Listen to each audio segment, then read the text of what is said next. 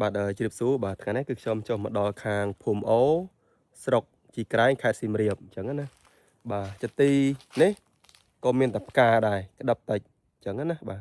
បាញ់អកម៉ូនជំរុញមកដល់ឥឡូវចូល4ដងហើយបាទអញ្ចឹងណាប៉ុន្តែនៅតែយឺត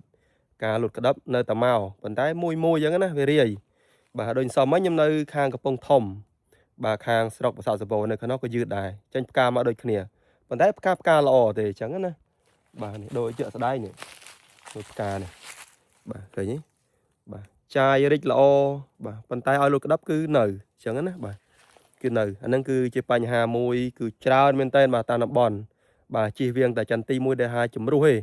ដែលជំរុះជ្រុះបានជោគជ័យពីវគ្គមុនមកអាហ្នឹងគេបានប្រមូលផលខ្លះតែបើសិនតែត្រឹមតែមកបាញ់ទាញធម្មតា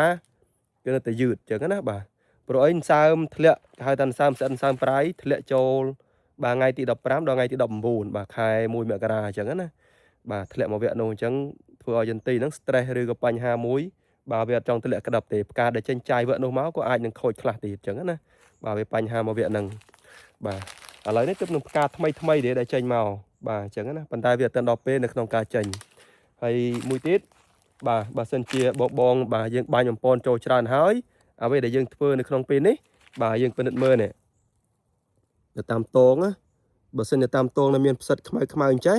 ហើយយើងគូសមើលទៀតបើសិនជាមានសមើលអីអាហ្នឹងក៏យើងបាញ់ថ្នាំជំងឺលាយជាមួយនឹងសាឡាត់មួយជើងសិនបាច់ចាំវាយបំពន់ចូលទេបើសិនជាយើងវាយបំពន់ចូលញឹកហើយអញ្ចឹងណាបាទយើងបាញ់ផ្សិតនិងសាឡាត់មួយជើងសិនទៅ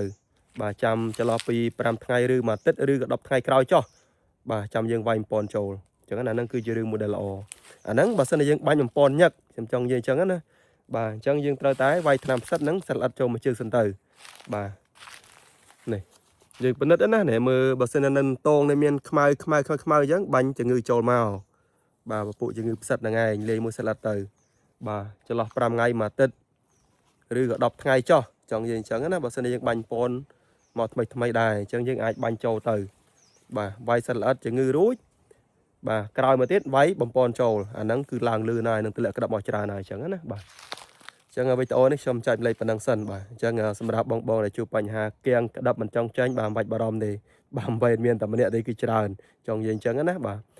សឹងថាគ្រប់កន្លែងចង់និយាយអញ្ចេះបាទសឹងតែគ្រប់កន្លែងអ្នកដែលបានផលគឺបាទបងម្ចាស់ចំការដែលគិតជំរុះបានជោគជ័យឯដែលបានប្រមូលផលបានខ្លះត្រឹមមកបាញ់ទាញបាញ់បំពន់បាទថ្ងៃមុនខ្ញុំទៅខាងមេមត់បាទទៅខាងកាចេះខាងដំរីឆ្លងបាទទៅខ្ញុំចុះច្រើនអញ្ចឹងណាបាទគឺជួបបញ្ហាសឹងតែដូចគ្នាអញ្ចឹងហើយសបោតែផ្កាតែអត់ក្តាប់អញ្ចឹងណាបាទអញ្ចឹងអ្វីដែលយើងត្រូវធ្វើបាទមើលទៅបាទមើលបើសិនជាមានសិលល្អិតមានផ្សិតវាយចូលចោះបាទវាយវាមួយជើងសិនលើក្រោយបានវាយពណ៌ចូលបាទវាយអកមនចូលអញ្ចឹងដើម្បីជំនួយក្តាប់ទម្លាក់ក្តាប់លឿនបាទអរគុណ